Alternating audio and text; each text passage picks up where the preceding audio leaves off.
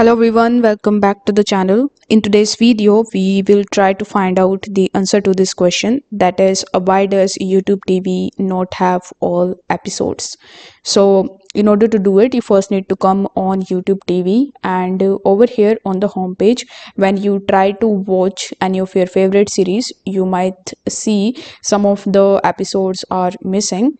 So the reason is because the YouTube TV is not Netflix, meaning that YouTube doesn't make deals with the content producer to provide the entire season of the show like Netflix and Hulu do this.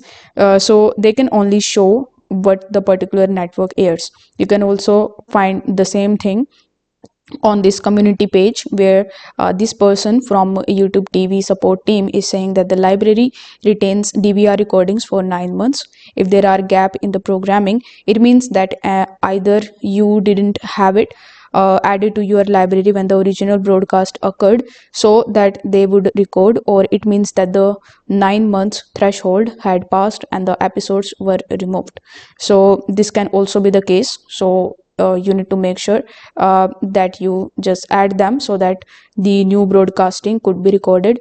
So if this video helped you out, don't forget to like the video and subscribe to the channel. Thank you so much for watching.